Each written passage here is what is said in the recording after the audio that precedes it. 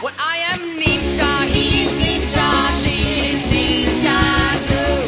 I am ninja, we are ninja, but I believe that you are ninja too. Eric Asa Ninja! What should I write my next term paper on? I don't think it really matters what you write it on. I mean, if I was gonna write it, I'd probably write it on a nice big scroll or something like that. You will probably use a computer or a brother word processor. Eric, don't even worry about your term paper. I already wrote it for you. 120 pages, turned it in, snuck it into your prof's inbox during his office hours, which, by the way, he uses to play Wii Lumberjack. Pretty much the most boring Wii game ever. You just basically go like this for like 20 minutes. Before you go thanking me for writing that term paper for you, you got an F. Yeah, and I'm gonna go ahead and call that my bad. I'm gonna take the hit on that one because I wrote it and I did not know what it was supposed to be on or what class it was for when I wrote it. So I pretty much just made it all up. Turns out 10,000 words on Kelly Clarkson's former hairdresser is not an acceptable subject matter for a class called 17th century Russian literature. Who knew? It seemed like a compelling topic. By compelling, I mean I already have a mission where I'm supposed to kill Kelly Clarkson's former hairdresser. Also, I turned it in your handwriting, which it turns out was not a good idea because one, you got really bad penmanship. Two,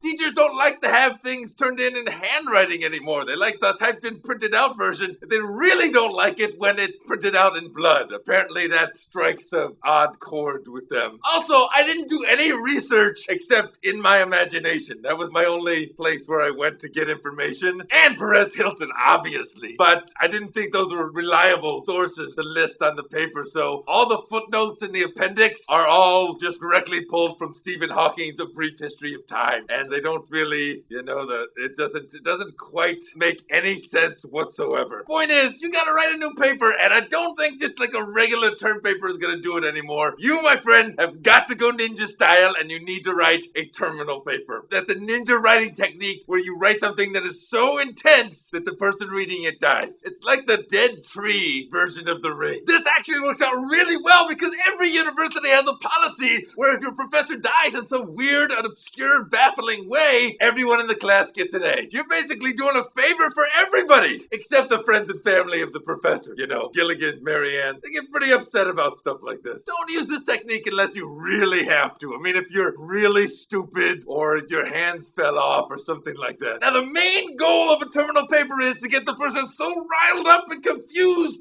that they get up to run to their mommy and they shatter into a million pieces. Here are the basic elements that you want to have in your terminal paper. You gotta get that logic, just making a huge logic jumps that just don't make any sense. You say like, fire is hot, and Katherine Heigl was on Maxim's hot list, and Katherine Heigl wears clothes, and clothes are never worn in Kevin Bacon's household, and Kevin Bacon has a band with his brother, and Band of Brothers was a very well-shot HBO miniseries, and Abraham Lincoln was shot in Ford's theater, but Harrison Ford is too old to be an action star, and action was a very short-lived Fox sitcom, and a fox has to sit very calmly in order to catch a rabbit, and only snobby girls in the 1980s had Volkswagen Rabbits, and Volkswagen has more banned commercials than any other company, and Bad Company had a hit song called Shooting Star, therefore by association, Seth Rogen is going to burn somebody with a rebellious small-town tailpipe. What? Exactly. Step one, check it off your list. So you just got to get in there and you got to get really intense, something that's just going to make them feel, just feel horrible. Like,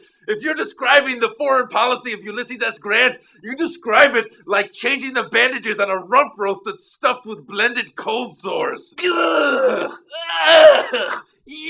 And you can't be afraid to get personal either. If you know something about your professor, get in there, talk about it. That's the plain truth of it. And you don't want to go for something that they'd be embarrassed if other people knew. You got to go for stuff that they'd be embarrassed if they even knew about themselves. And the final stroke to make sure that it hits home, no punctuation and no spaces. It should look like just one giant word. Everything is just smashed together. And then they try and read it, and their brain starts spinning, and their body gets all upset, and then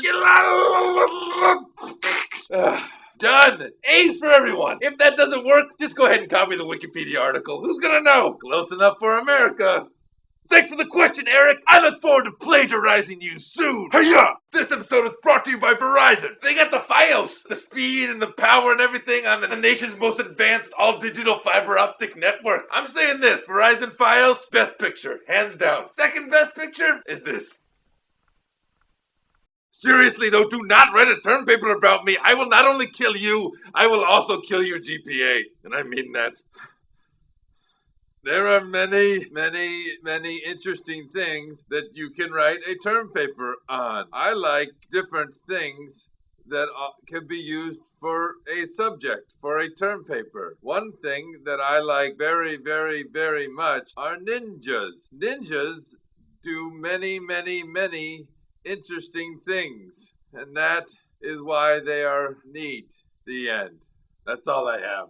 Yo, ninjas, check out the new Ninja Mart store. We got some new teas up there. Got a little something for the ladies on the site now. You're welcome, ladies.